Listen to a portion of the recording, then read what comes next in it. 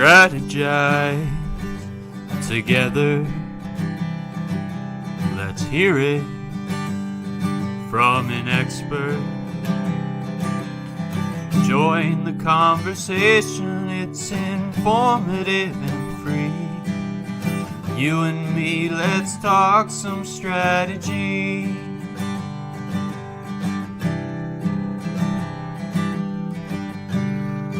Now here's your host, Dorien Morin-van.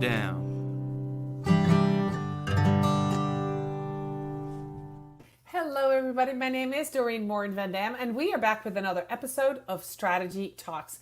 Today we're going to talk to somebody, her name is Lisa. We're going to talk about outdoors, hiking, and really how to promote a passion project. So we'll be talking about Vermont, Boston, hiking, and marketing with a zero budget. But before we do, I want to say a welcome to all of you who are here live with us. Those of you who watch this on the replay, put hashtag replay in the comments, and a special shout out to those of you who listen to Strategy Talks as a podcast. Before I introduce you to my guest today, I'm going to do a quick shout out to our sponsor, as always, Social Insider. They are the intuitive dashboard for social media analytics, reporting, and competitors analysis for brands and agencies. If you need data, you need Social Insider. So now let me introduce you to today's guest, Lisa Kalner-Williams. How are you today, Lisa? Oh, I'm doing great. So happy to be here. Yeah, I am excited that you are here. So let me introduce you to Lisa. And before I do, I just want to tell you, Lisa and I got in contact in 2015, I believe. And so it's been a long time. I've been following her journey, and I invited her to come on the podcast because I love what she is doing, and I want you all to know more about her passion project. So Lisa Kalner-Williams is the founder of DEIB Outdoors and the host of the DEIB Outdoors Champion Chat podcast. In 2022, she left a toxic work environment and found emotional healing on local hiking trails. Inspired to speak of the health benefits of the outdoors in an inclusive way, Lisa created DEIB Outdoors.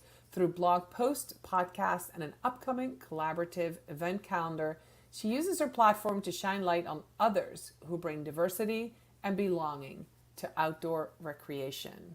So, wow, I love that. And I didn't know when we met 8 years ago that we would have this in common so many years later, because I wasn't much of a hiker when I lived in South Carolina, but moving to New England certainly polished up my hiking boots and started hiking. I live near Killington, which is over 4,000 feet. And we were just talking in the green room. I usually hike it at least once a year. So let's talk about how you got started and why you started this project.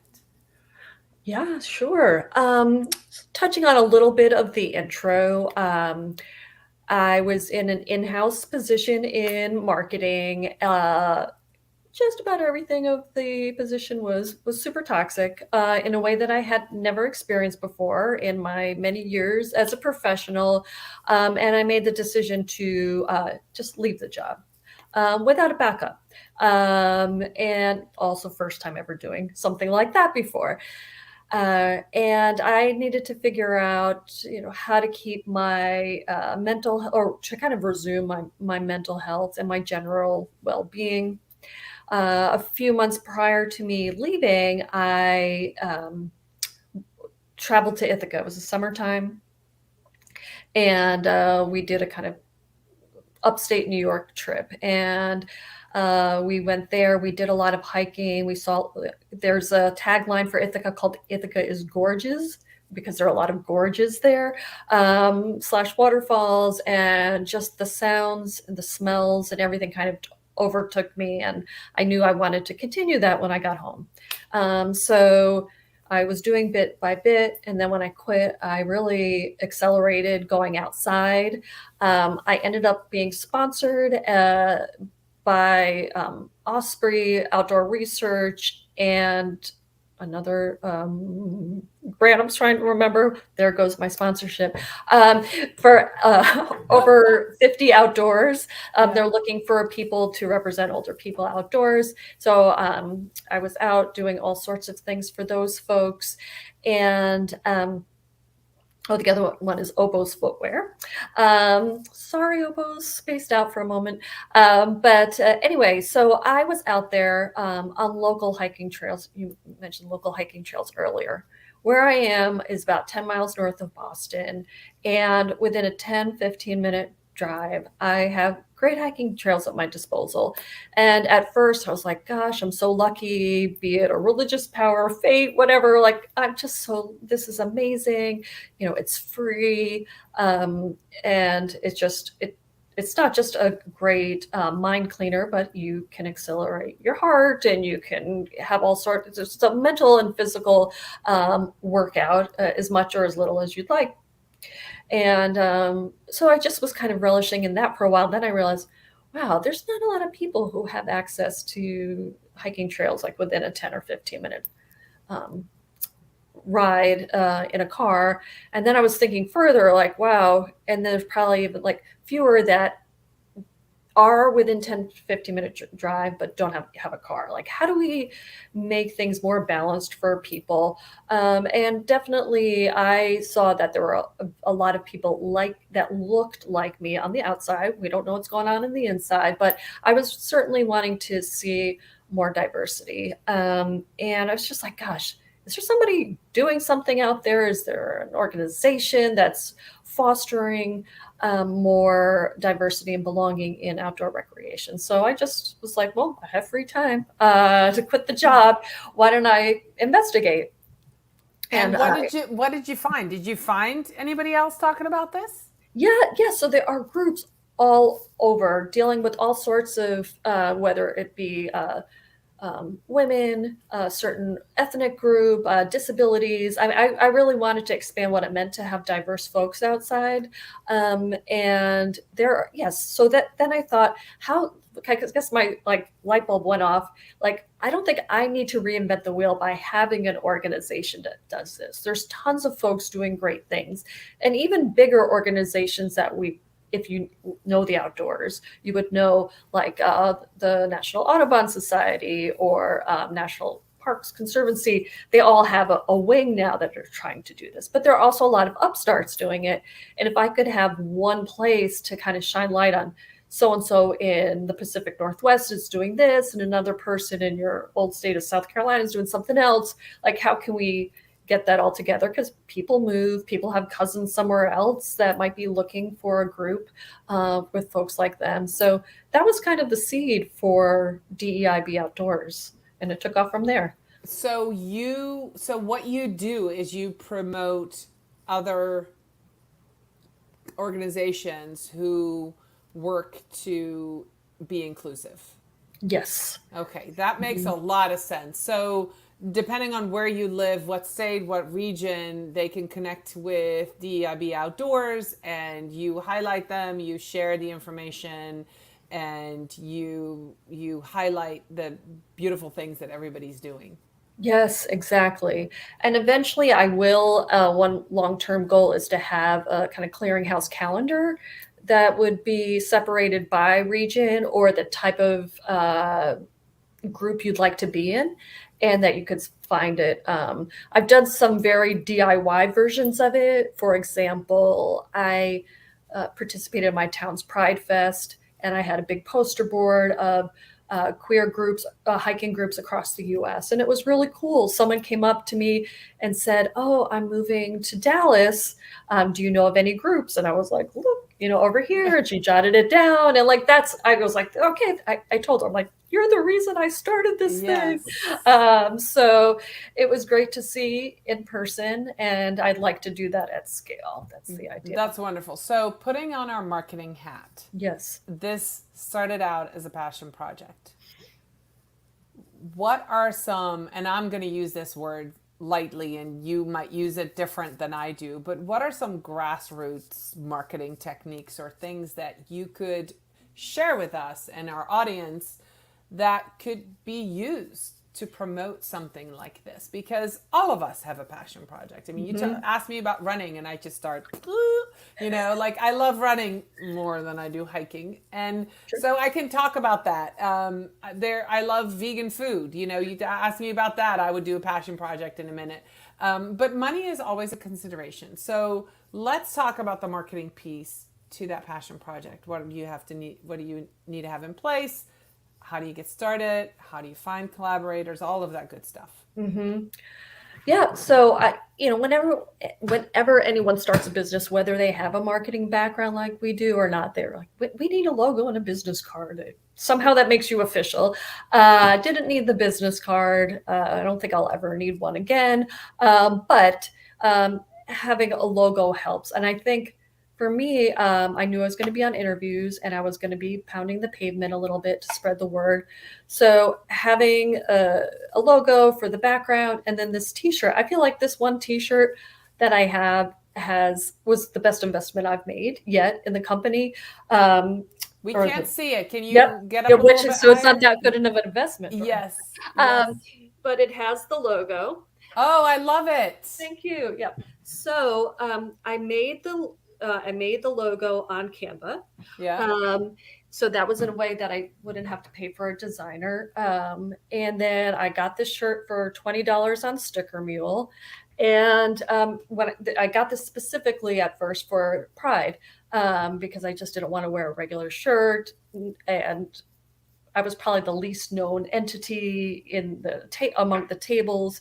So I wanted to seem more official. So with this and then the logo, which I created magnets, it was like, oh, this must be something. And most people don't know you could just buy one shirt. They're like, whoa, she must be well funded. Yeah. I'm sure there are, many people out there with these DEIB shirts, so outdoor shirts. So for me, just to start promoting, again, maybe I should have it like this talking to you or have a better camera.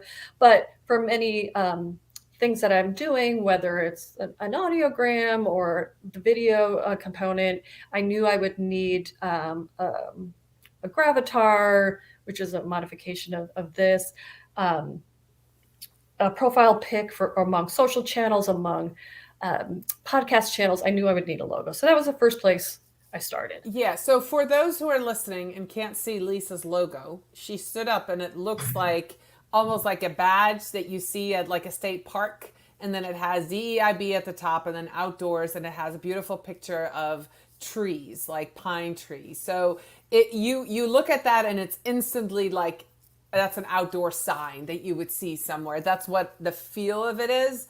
I could tell you're a marketer, Lisa, because I immediately got what you're trying to do with it. So I just wanted to frame that for those who are listening and can't see your t-shirt. So a logo on Canva, and then a t-shirt, maybe some stickers or some magnets. So you look professional and you don't need to be ordering 100 shirts. You can literally order one shirt at a time.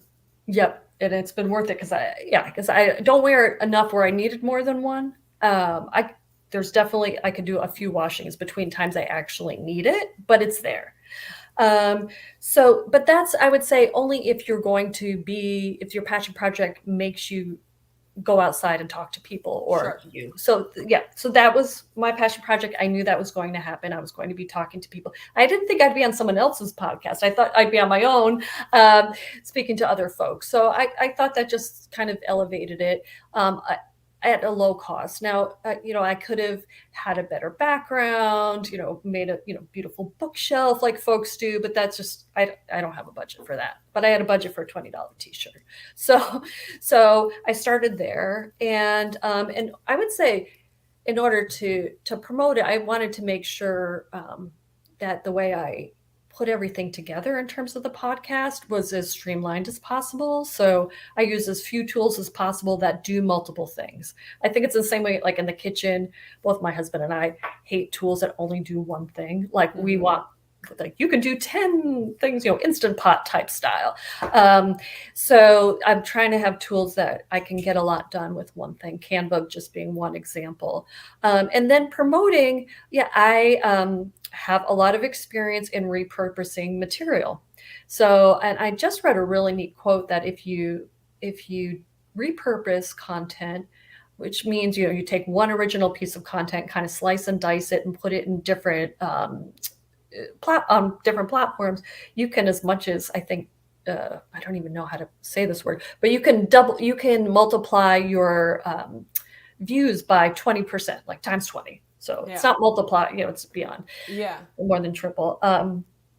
So I have purposely made a blog post be as repurposable as possible. So I always have a quote in an image, as an image in the blog post. First of all, it breaks up the monotony of just reading text over and over again. It has branded colors and it just pops a little bit, but it's also square. So it works perfectly for Instagram. Like, I already know that. And often that quote, I've already found it in the transcript. I can use that same quote or another one as an audiogram. So that's already there.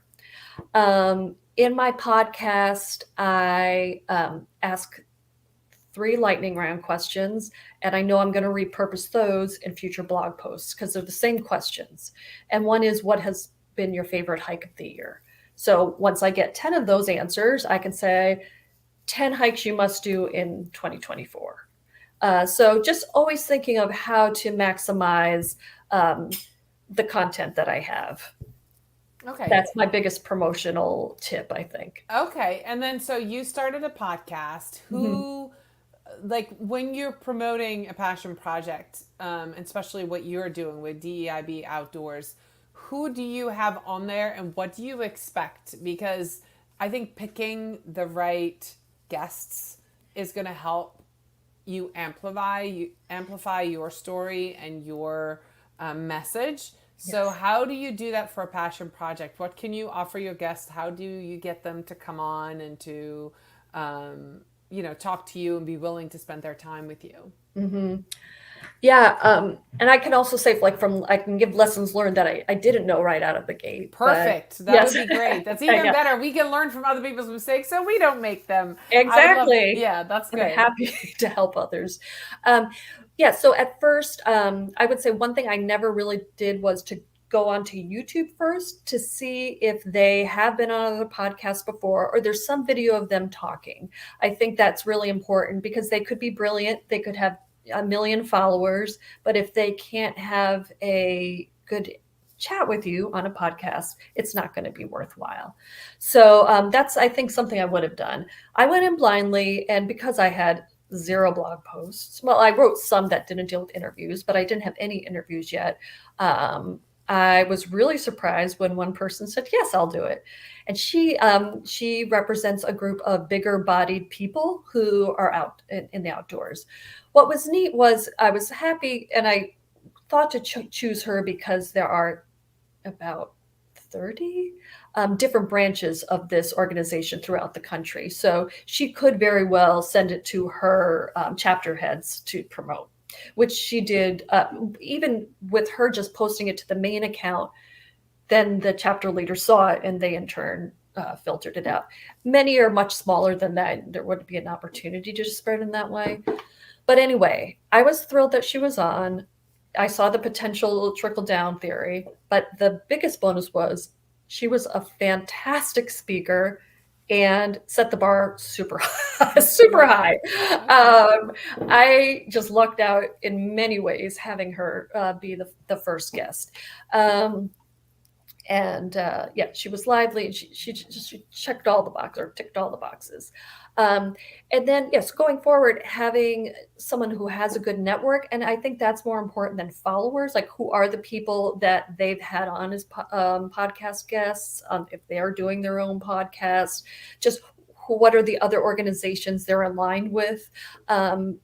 Because that for me is more important. If they had 1 million followers, maybe it dealt with they also play poker, and poker would have nothing to do with what I'm doing. Right. So it was more important for me for that kind of alignment. And for me, because the D is diversity, I didn't want them all to just be like bigger body people like Alexa. So I really have tried to cover some different ethnic groups. I'm really working hard now on different neurodiverse folks getting out into the outdoors, as well as people with physical disabilities, visible disabilities.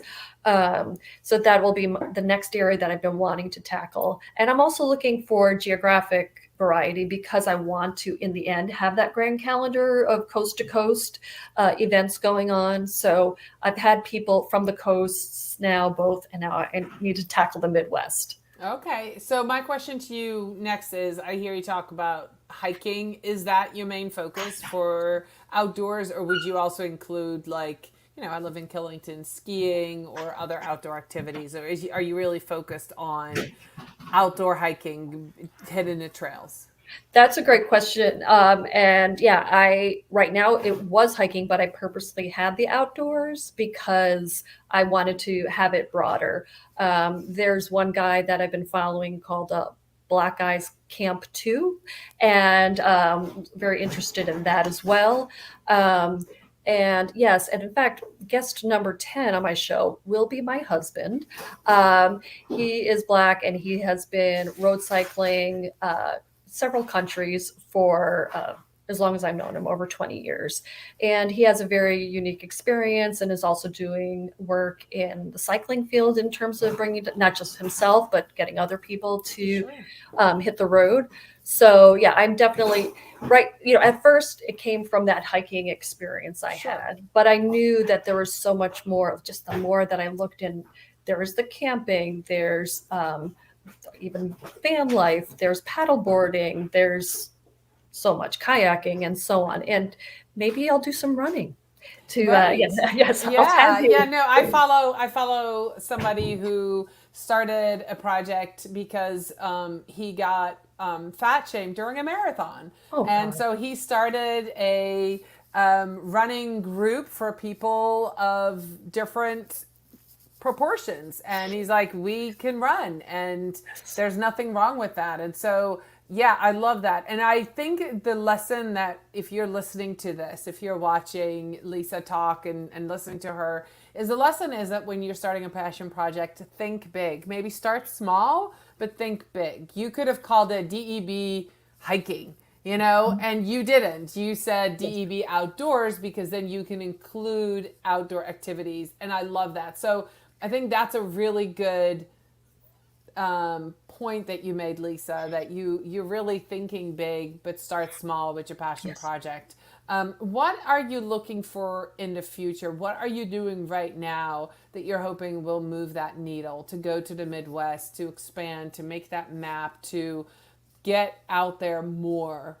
Mm-hmm. What are you doing right now? What are you working on? Yeah, so the first piece is getting on legit podcast platforms. Right now it's been strictly on YouTube, and then embedded in my blog.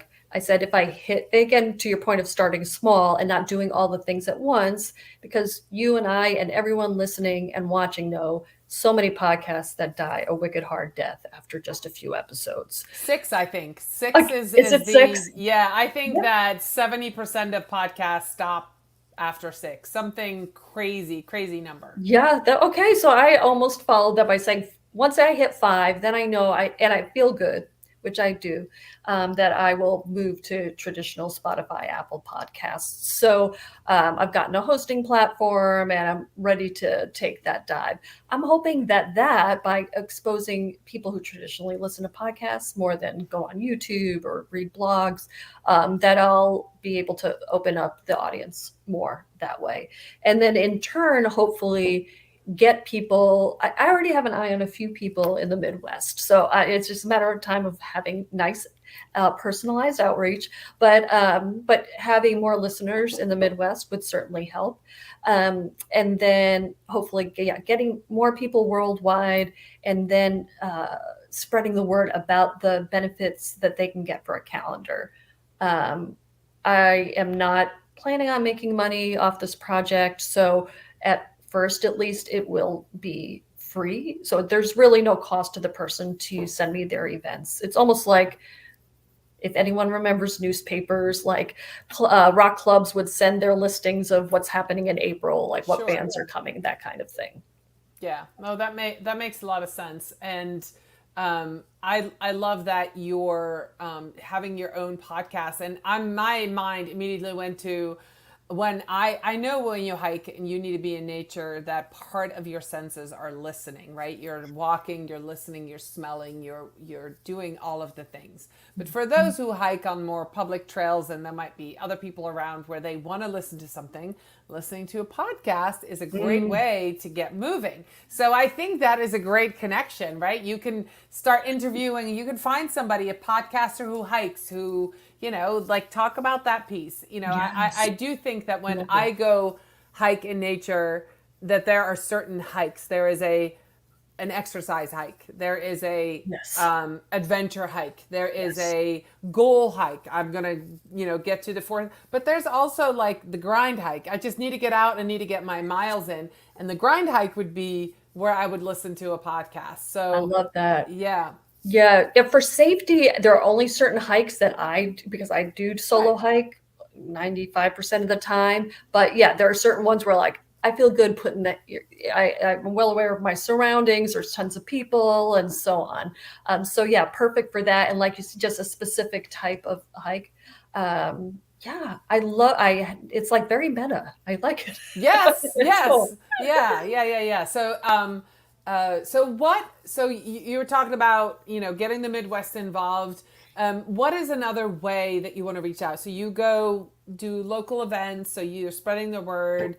You've got your blog. You've got your podcast now. What partnerships or collaborations are you looking for? Because if you're watching this, if you're listening to Lisa and you're like, I know so many people who need to get out in nature. I'm trying to get them out. I'm going to connect with Lisa. I want to connect with Lisa because I'm one of those people who want to get out. Who are you looking for to collaborate with, Lisa? Because let's do that. Let's highlight you and what you're doing and the good work and getting more people out and getting that mental health and getting that physical benefit and all those things. Who would be your ideal collaborator? Oh, well, the person I'd love to interview the most, if you're listening, is Christian Cooper. He was known as the Central Park Birder. If you might know, there was a viral video of him. But he's not just a birder who happens to be Black. He's also an amazing artist and activist prior to any video going live. He has a new book out just this past week. Christian, hello. I'd love to have you. Let's make that happen. Yeah, right. I just said that I was in Portland, Oregon last month in Powell's, and the book was there. And I told my husband, like, this is the guy I want on my show. But that would just be for one episode, and then he would go on and do all his fabulous things. But as far as long-term partnerships, yeah, I'm happy to, if someone has a large reach in a certain area, geographically or in like I said, I'm looking again a lot more in visible and invisible disabilities. That's an area I'd like to get more in, as well as Muslim hikers, especially women who, if they're wearing traditional Muslim garb, feel uncomfortable going outdoors. I would say, as I'm thinking more, like there are other religious groups that have traditional garb where they might feel not wanted on a trail. So I'm definitely open to hearing about that as well. So if you are one of the identities I just mentioned and want to connect, I know some groups, they just haven't said yes to my podcast, but they would definitely welcome you. So yeah, definitely reach out to me. And then if you are an organization or know of an organization that I've described, I would love to be introduced, or introduce yourself to me and we can do something fun together. That sounds wonderful. So this is a perfect lead way to, let's connect with Lisa. Your website is right on there for those who are watching, deeboutdoors.com. If you're listening, deibOutdoors.com is where Lisa can be found. Where are you most active on social media, Lisa, if people want to connect with you or connect their friends with you? Sure. DEIB Outdoors has its own Instagram. So it's at DEIB Outdoors. And then I share what's happening in DEIB outdoors and beyond. A lot of New York Times articles that are free. I give access because I know that's an issue. Other articles about other folks doing really interesting things around the country for that. So and that's all on LinkedIn on the DEIB Outdoors page. If you have trouble finding it, as many people do with company pages, just hook up with me. I'd love to talk to you. And you can just say, hey, I don't want a long chat. I just want to go to your company page. That's cool. And I'll point you in the right direction. That's awesome. And if somebody has a podcast that they want you on, are you open to that? Sure. All Yes. right. Yeah. Okay. That would be tons of. I'm having a great time with you. So you've encouraged me. Good. Awesome. Wonderful. So this is for me, this is not quite a passion project, but I absolutely love this. There is something about being out in nature and connecting and finding yourself. So when I saw that Lisa started this project and was watching her do these wonderful things and promoting the outdoors, I really wanted to have her on. So if you feel that this is something that for yourself that you need, or you want to connect, be that networker, connector, connect Lisa with people in your community, in your network that do good things for those in the, that promote diversity, equity and inclusion, we want you to reach out to Lisa. So go on LinkedIn, go to her website, read her blog, and connect. I will be back next week with another episode of Strategy Talks. Lisa, I really appreciate you being here. And again, let's get the Central Park birder, Chris, what was his last name? Yeah, Christian Cooper. Yes, let's get him on. That would be great. Call Lisa and get on the podcast. That's amazing. If you have a passion project and you want to talk to Lisa about starting, even if it's completely different, that's another great way to connect with her, because probably behind the scenes, she can encourage you and help you, and let's get it started. It is what fuels our soul, guys. It's the passion. That's what does it. So I will talk to you, all of you, soon. Thank you for listening, and thank you for watching Strategy Talks. See you later. Bye, everybody.